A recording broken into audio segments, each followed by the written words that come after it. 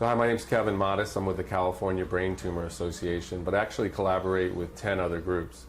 One of the groups is emfscientist.org, emfscientist.org.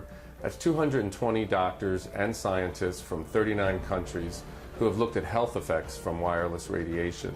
And from their work and the work of others, we can clearly say that wireless radiation can cause cancer, neurological problems, immune system disorders, and reproductive harm.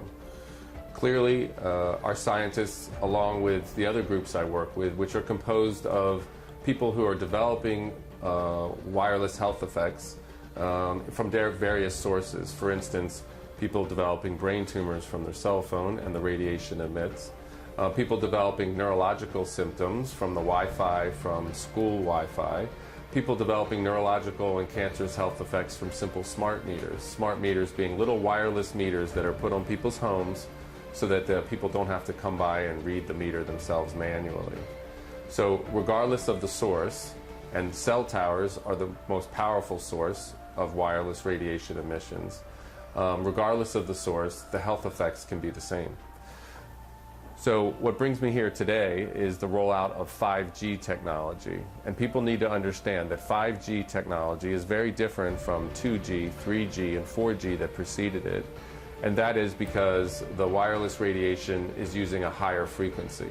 Our current wireless technology uses about 1 gigahertz to 4 gigahertz. This new 5G technology is ultra high frequency, ultra high intensity, and it's 24 gigahertz to 90 gigahertz. To put this in some type of perspective, 90 gigahertz is 90 billion electromagnetic waves per second hitting your body. We know people are already getting sick from the lower frequencies, and we expect, that is our scientists expect, that these higher, ultra high frequency microwaves are going to bring people to disease quicker and in a more intense form.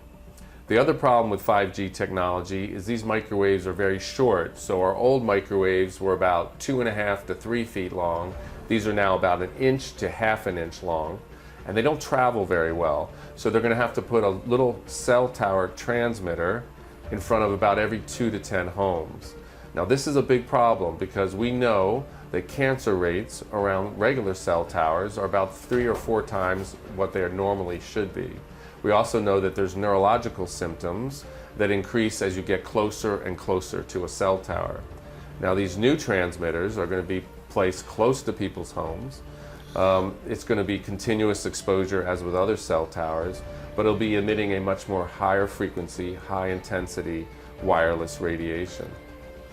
The agency that's been given the responsibility and privilege of maintaining and setting our human exposure standards for wireless radiation, and people call this radio frequency radiation or EMF, electromagnetic field radiation, they all mean the same thing, are the people who profit and benefit from the proliferation of wireless technology and the transmitters that empower it.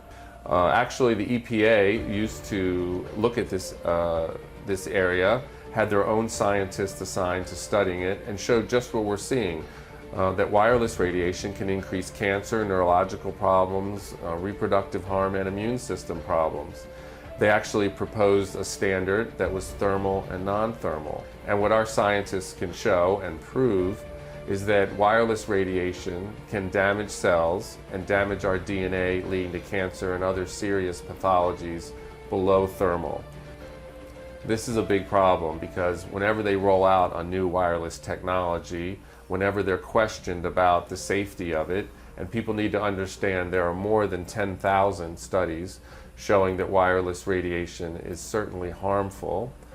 People also need to understand that the California Medical Association passed a resolution in the end of 2014 stating just this, that in the resolution that our safety standards are inadequate to protect public health, and that there are numerous peer-reviewed studies showing that wireless radiation can damage DNA, cause single and double-strand DNA breaks, and lead to a host of diseases, including cognitive problems, brain cancer, ADHD, and fertility issues.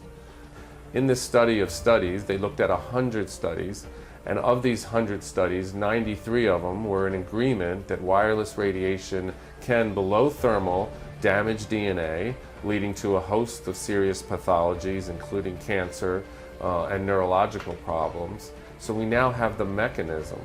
The industry claims that these health effects don't exist, and that's really ridiculous, because we're now at the point where we have a consensus regarding the mechanism, not just that the health effects exist, but we understand how they exist.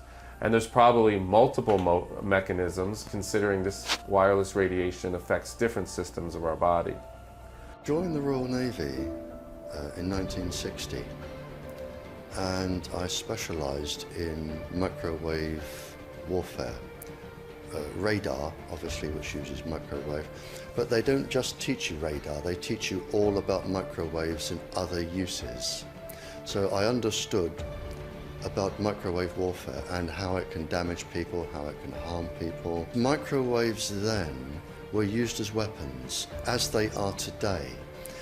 It is a perfect stealth weapon, and when governments don't like a group of people, for instance, the ladies who protest at Greenham Common in England about the American missile base they camped, they were microwaved.